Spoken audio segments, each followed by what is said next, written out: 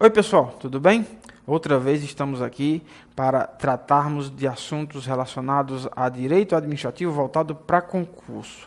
Nesse conjunto de vídeos, nós estamos apresentando para vocês conteúdos relacionados a atos administrativos. Então já tratamos de vários temas relacionados aos atos administrativos, conceito, diferença entre atos administrativos e atos da administração, classificação. Hoje nós vamos trazer um tema que é questão certa em concurso público, que são os elementos ou os requisitos que compõem o ato administrativo. Elementos ou requisitos? Alguns vão trazer a referência ao nome elementos, outros vão trazer referência ao nome requisitos. Então, atenção, na prova do concurso, fique atento. Tanto faz o examinador pedir os elementos ou ele pedir os requisitos. Sempre eles estarão fazendo referência à mesma questão. Eu vou passar por alto sobre críticas que um ou outro pensador faz sobre a melhor adequação de um ou outro desses nomes, porque isso não importa exatamente para o concurso. O importante é você saber,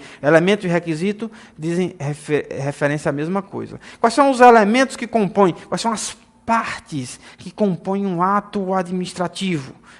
No conhecimento geral dos estudiosos, também há críticas nesse sentido, mas no conhecimento geral, naquilo que é cobrado para concurso público, vai se falar em 5 elementos que compõem um ato administrativo. O primeiro deles, a competência. No direito civil se fala sujeito. É preciso que o ato jurídico, que o negócio jurídico, seja praticado por um sujeito capaz. Então, o primeiro elemento do negócio jurídico do direito privado é o sujeito. Aqui no direito administrativo, não basta ser um sujeito capaz.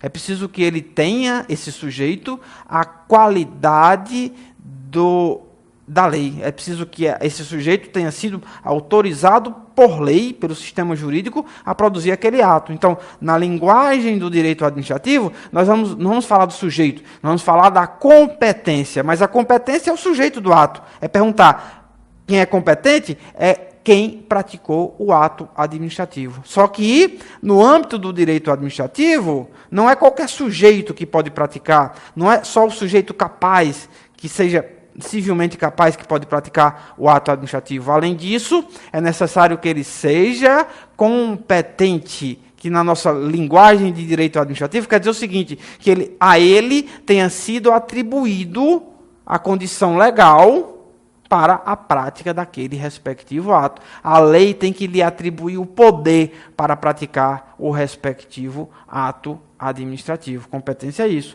Segundo elemento que compõe o ato administrativo, o objeto.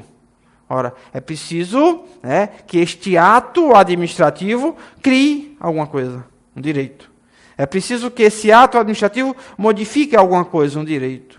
É preciso que esse ato administrativo extinga alguma coisa, um direito. Ou é preciso que esse ato administrativo ele declare alguma coisa, um direito. O que é que ele criou, extinguiu, modificou ou simplesmente declarou, senão o objeto do ato? Então, o objeto do ato administrativo é aquilo no mundo jurídico que é criado, que é extinto, que é modificado ou que é meramente declarado. Aquilo sobre o que recai o ato administrativo. O objeto, na mesma linguagem, na mesma compreensão que é estabelecida lá no direito privado, lá no direito civil, ele tem que ser objeto determinado ou determinável, ele tem que ser possível e ele tem que ser lícito. Então, a mesma compreensão que tem lá no direito, que tem lá no direito privado, no direito civil, ela é extensiva para o direito administrativo, para o ato administrativo. O outro elemento do ato administrativo, a forma.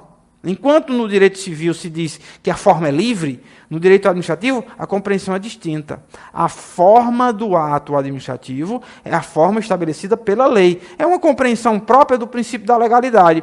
Porque a administração pública só pode fazer aquilo que a lei determina, a forma do ato administrativo necessariamente tem que ser a mesma dicção. Ela tem que ter a forma, portanto, o ato administrativo, tem que ter a forma, portanto, que a lei determinou que ele tivesse. É possível que o silêncio da lei não estabeleça, pelo silêncio da lei, qual é a forma, bom, entende-se assim, que mesmo quando a lei for silente, o ideal é que ela diga qual é a forma, mas mesmo quando a lei for silente, pelo menos uma forma mínima exigida para o ato administrativo é a forma escrita. Então, há uma exigência mínima, que é a exigência de que o ato administrativo tenha a forma escrita. Professor, é possível nós encontrarmos no âmbito do direito administrativo atos que não sejam escritos? Excepcionalmente, sim.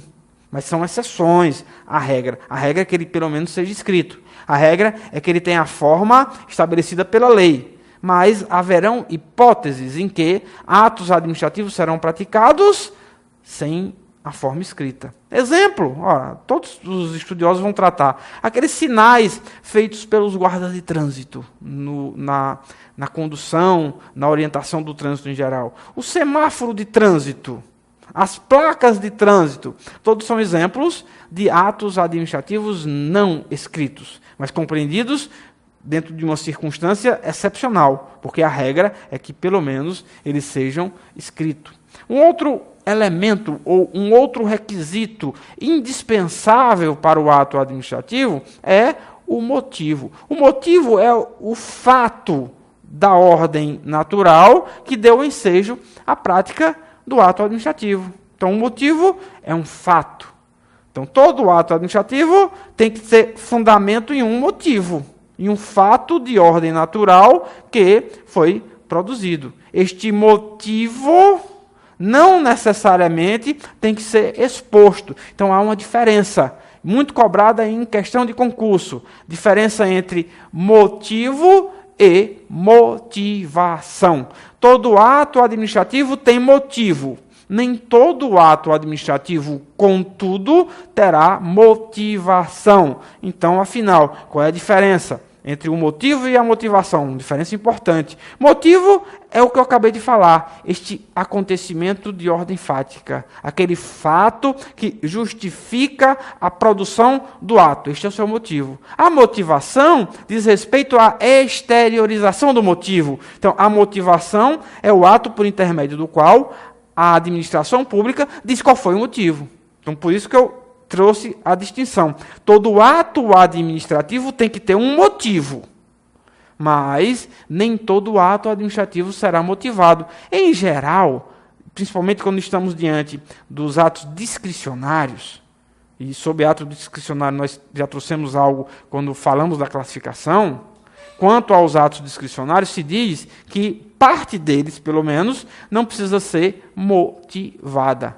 Todo ato discricionário tem motivo, porque não é possível que exista nenhum ato administrativo sem motivo, mas nem todo ato administrativo será motivado. Essa é uma diferença importante que precisa ser fixada por você que quer fazer o concurso público. O derradeiro, o quinto elemento que compõe os atos administrativos é o elemento da finalidade. Todo ato administrativo tem uma finalidade. Genericamente vai se dizer o seguinte: a finalidade dos atos administrativos vem a ser o cumprimento, o atingimento do interesse público. Então, há uma finalidade geral, há uma finalidade genérica dos atos administrativos, que é a finalidade de atender ao interesse público. Mas estes atos administrativos, além dessa finalidade geral, ampla, ela também pode ter uma finalidade específica, atender a uma demanda ambiental, atender a uma demanda de segurança pública, atender a uma demanda de saúde.